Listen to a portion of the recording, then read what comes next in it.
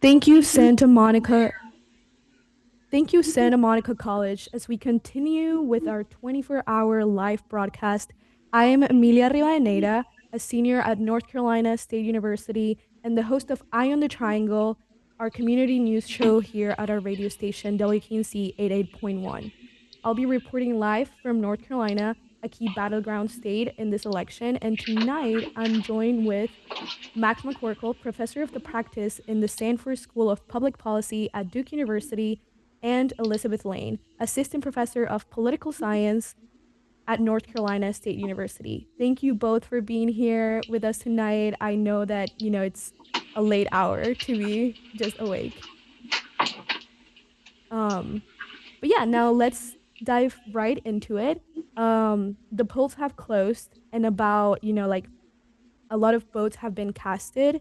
And according to the Associated Press, Donald Trump has been announced to win North Carolina, which kind of narrows just like Harris' path into just like the general election. And I wanted to ask you both, what does this mean for us? Do you want to go first? No, Elizabeth, you go. You go. Yeah, so I'm just getting all of this information at the same time as everybody else. And I think that what is being reported broadly, right, is that what is key is the blue wall still, right? So even if Harris loses Georgia and North Carolina, which is projected right now, Mm-hmm. the path for her victory would still be through Pennsylvania, Michigan, and Wisconsin. Although, as I was leaving my television to come into this room, I don't remember if I had on NBC or CNN had switched Michigan to red as I was standing up. I didn't have time to listen to what they were saying. And so that is obviously getting tighter. Yeah. But that being said, there are still votes to be counted and they Mm-hmm. will count them all. Yeah. Yeah, Um, I agree. Again, the Democratic hopes for North Carolina were frustrated, and it looks like that. I guess Biden lost by about 70,000, and Vice President Harris maybe is on track to lose, around 140 by 140,000, something maybe less, little bit more. But and the paradox continues because not only is Attorney General Stein winning handily, it looks like some of the Democratic candidates have put some distance at the Council of State, so Democrats will win some of the Council of State, maybe the Supreme Court, but that's closer. So the paradox of North Carolina is, most southern states just are straight red, and North Carolina still has this blue streak at the state level, not at the federal level. yeah. Yeah, and I actually I'm glad that you bring that up because I wanted to touch on like specifically just like the governor's race and how like, Josh Sain as Democrat has also been announced as, to be the winner of the governor's race and just how that balance and like dynamic between having a Democrat on the governor's position and then, we still are not sure of the General Assembly, like both in the NC House and like the NC Mhm. Senate. And so like I wanted to ask you both how like if the House and the Senate kind of like flips to Democrat, how do you see the power dynamics shifting if Democrats are able to kind of break that supermajority that is now set in the General Assembly? Mhm. Mhm. Well, you know, if the Democrats break it, there are two ways to break the supermajority to really break it and have the Democrats competitive, uh, a competitive force in at least one chamber or both. I think we're probably near the possibility of where the Democrats might break it by one vote or so. So Yeah. what happens really in those situations is the Republicans still are in effective, strong control.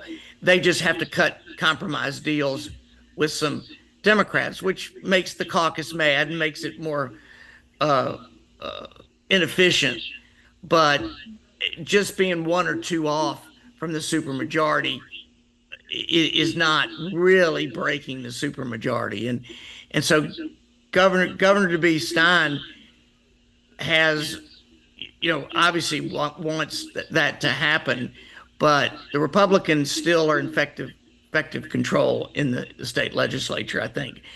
Again, maybe the numbers we'll find are different in the when we finally look at the state house and Senate races, but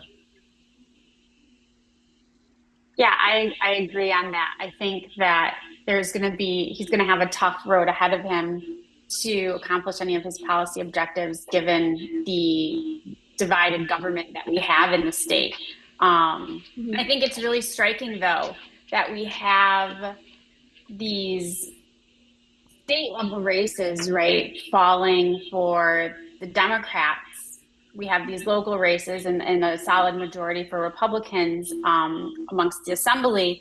And then the presidential race going for Trump, right? So that means that we also have people that are making distinct decisions in the voting booth, right? To vote for President Trump and then vote for Democrats at the state level, or perhaps not voting for president, which is what I've seen reported in some counties. Mhm. There's a vote differential in the number between the number of votes for president and the number of votes for like the gubernatorial race, which Yeah. I think is really striking and saying that, voters are actually making a decision about who they want to support, and it's not just among on partisan lines, which is in our current political environment that's so polarized, quite striking.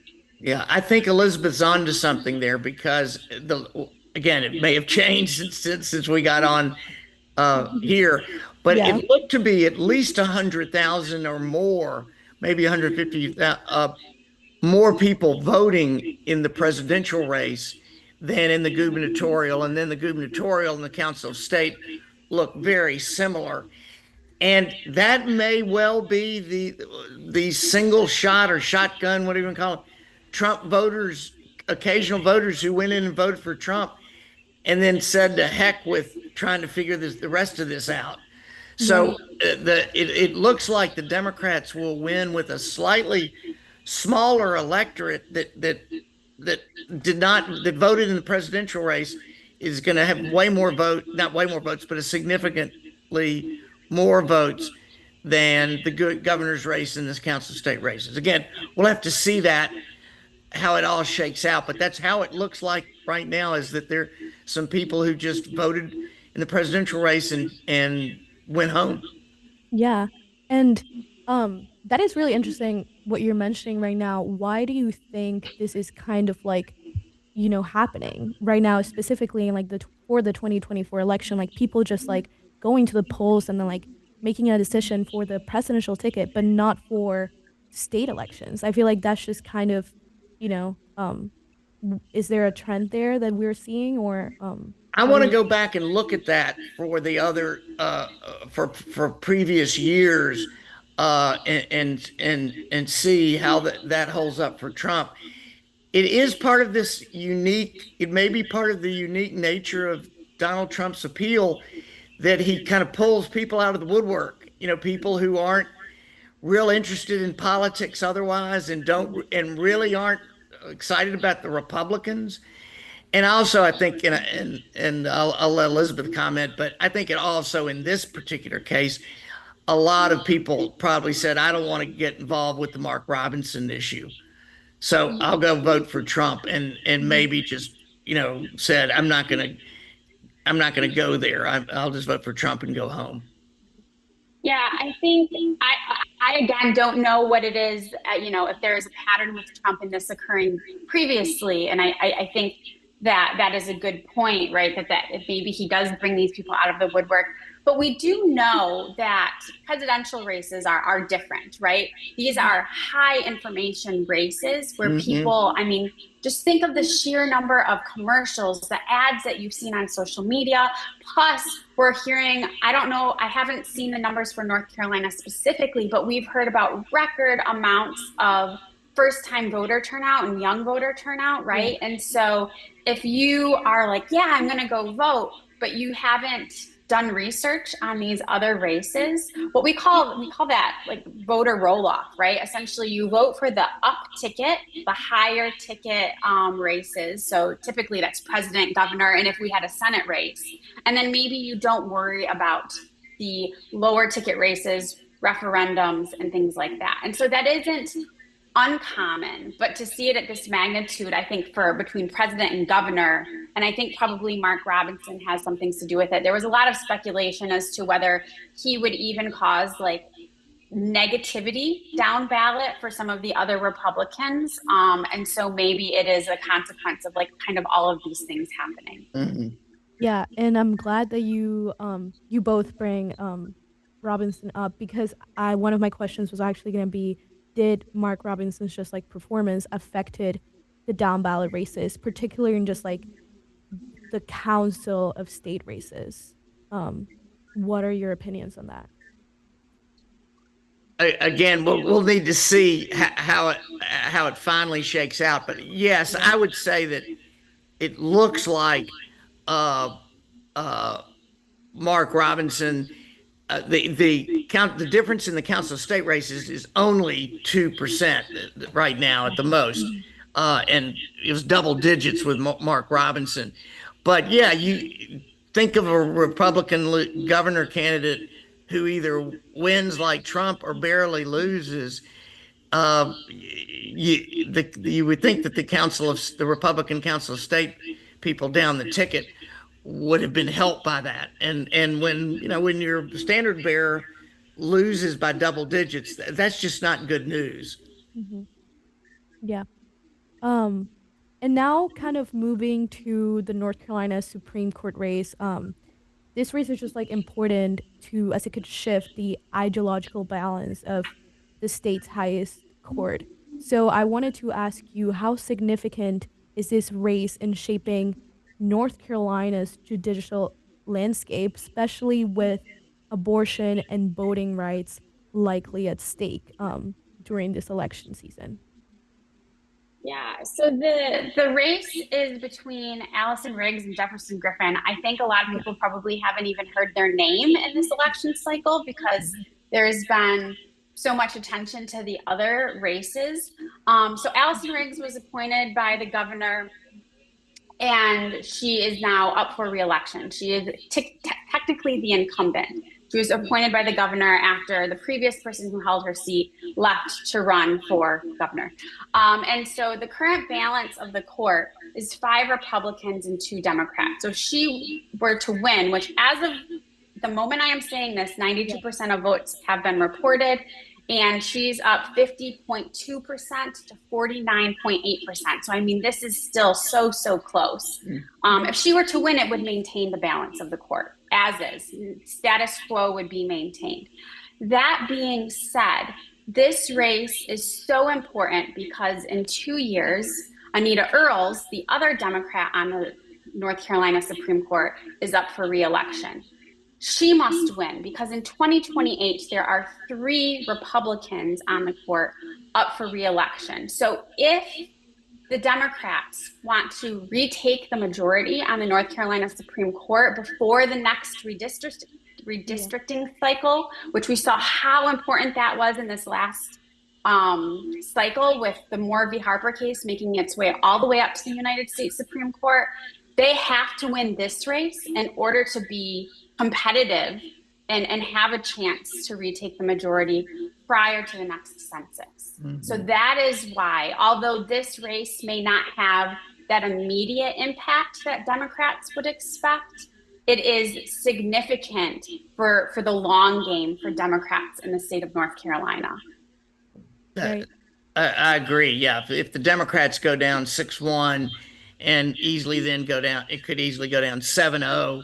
Um, they really have no foothold. And unfortunately for the Democrats, the Court of Appeals candidates are losing right now. So Riggs would be the only winner. I think Riggs is up 22,000 votes Yeah. at the moment. Last time Um, I checked, yeah, Rix was having the lead. yeah. So that's very tight.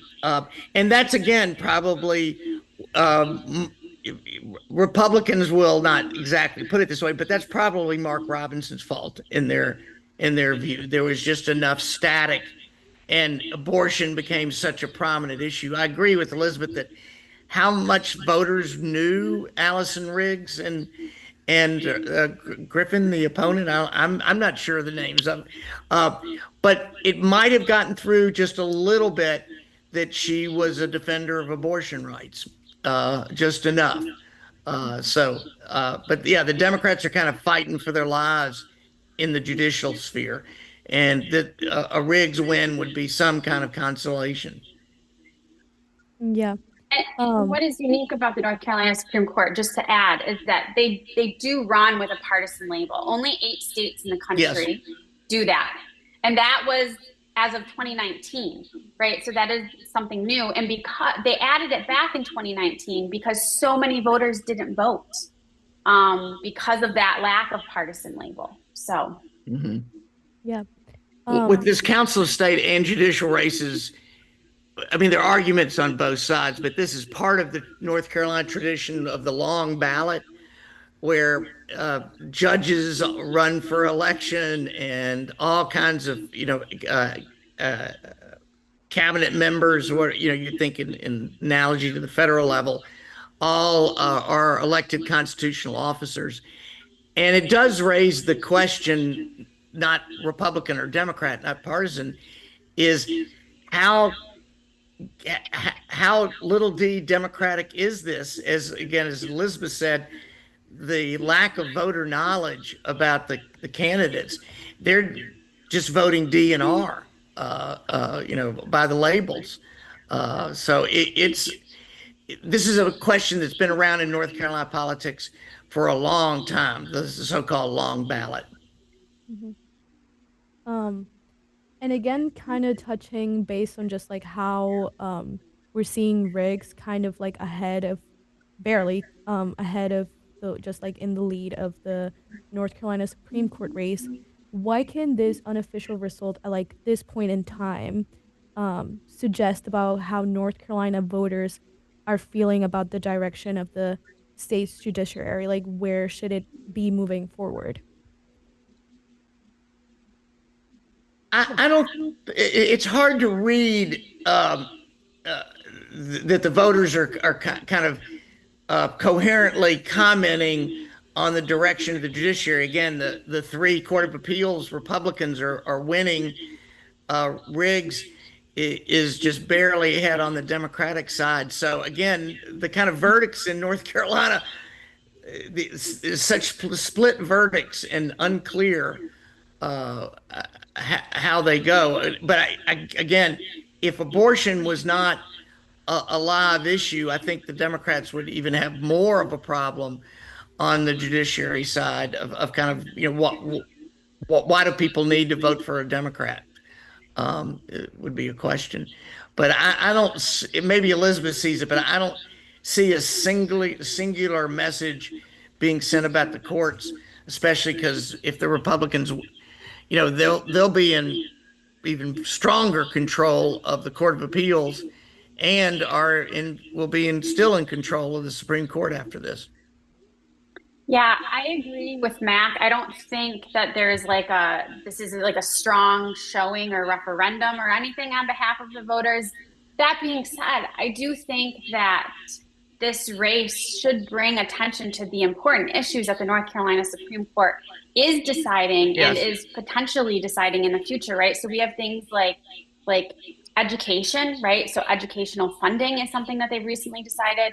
Voting rights, not even redistricting, which we know is a hot button issue in the state of North Carolina, but the disenfranchisement of hundreds or tens of thousands of voters in North Carolina that happened when the Supreme Court flipped from Democratic to Republican most recently, right? So the court is deciding really important issues, and that's to say it may be too late to try to get people to pay attention now, but people should be paying attention to their state Supreme Court races, especially if Republicans end up winning at the national level, right? So we've already seen a trend of giving things to the states to decide, right, with abortion. And who's to say that that will not continue with other issues such as IVF, other privacy related issues, right? And so that even increases the importance of someone's state Supreme Court and affecting their day to day life. Yeah. Yeah. Um, and now talking a little bit more about how North Carolina also passed the citizens only voting amendment. I wanted to ask you both, what does that entail for us? Uh, In my opinion, there's no change, right? You had to be a citizen to vote before. You're going to have to be a citizen to vote now that that has right. passed. Yeah. Mhm. Right. I'm not sure what Republican legislator decided on this. It, I did some work at the polls, and people were very confused about it. I think to the extent that, they paid attention to it, they probably teed them off some because it seemed so. When they heard that, as Elizabeth said, there really was no effective change in the law. Uh, that's the kind of thing that makes people say, that's what I hate about politics. Uh, I think it brings up the issue, though, especially for the Democrats, is North Carolina is not a state that allows citizen-initiated constitutional or statutory referenda. And so the only kind of constitutional referenda you get in North Carolina is one that passes through the legislature. And again, if the legislature is completely under Republican control, you're never going to get anything, an amendment, Democratic or progressive. Think about, though, if there'd been a citizens, um, if you could have a citizens referendum, there could have been one on Medicaid expansion. The Republicans finally caved on that, but that would have passed easily. Mhm. The protection of abortion rights would be way stronger in the citizens referendum. So there's a long history here. We don't need to get into it, but Democrats in this state are somewhat being crippled by not having that organizing tool and mechanism, and the only body or entity that can initiate constitutional or statutory referendum are the Republicans in the legislature. Mhm. Yeah. And I would say that, and I'll credit my colleagues, Andy Taylor and Steve Green for this. They mentioned that typically we see these referendums in maybe midterm years, right? When you want to drum up support for your base. Like this would have made sense for Republicans to do in a non-presidential year, right? To try to increase voter turnout. That's typically when we see these types of ballot initiatives. So it was just kind of peculiar, and I haven't heard a lot of like explanation. And as I said, it doesn't change a whole lot. Mm. Yeah. Um, and kind of going back to my first question, AP called already, the state, but I am also interested, in 2020, kind of like comparing um, voting patterns and trends. North Carolina was the one that got away from Democrats. And I know that, it's election night and like regardless of news outlets like AP calling the state, I wanted to ask, like, as we wait for more results, what could change in the coming hours? Or what can we see changing, not only for the top of the ticket, but also for state races and local races? Well, when we started, I haven't looked at this since we started, but Mhm. the reason I think other places might be more reluctant to call it is that there's still some vote to come in the Democratic strongholds. I mean, in this state, I mean, the 10 counties, or there are 11 counties with kind of bigger cities or towns. I include Chapel Hill and Carrboro as one because, you kind of unite those, and getting near 100,000 or so. And inside those city limits, Democrats have really strong. And you notice that tonight. Democrats won in Greenville, Pitt County. They won in Buncombe, Asheville, Wake, Raleigh, Mecklenburg, Charlotte. And when I came here, there was still some vote in some areas that it might tighten, and people are probably concerned about that. But when I looked at the vote, the 2020 vote, 24 vote was similar to the 2020 vote. It was that Trump did a little bit better in the northeastern counties where Democrats win because of the strong black vote, but didn't win as much. And he flipped Anson and he flipped Nash. Democrats won bigger in Wilson. So it was kind of a redo of 2020, maybe with just the factor that Harris was part of the incumbent administration and so lost a little bit more than Biden. The main problem for the Democrats, though, is I've tried to write, is it's not just in the rural areas. Democrats come out of the cities and those big city counties with good margins, very healthy margins, but they hit the walls of what I call the countrypolitan counties, the counties that are technically metropolitan because they have commuters going into the city and they've got signs of kind of big city life. But at the same time, there's a lot of rural small town legacy. So lots of people, for instance, focused on Union County right outside of Charlotte and thought there's where the Democrats really might make an inroads, or Johnston here in near Wake. And in both cases, Trump hit his numbers, almost the same numbers as 2020.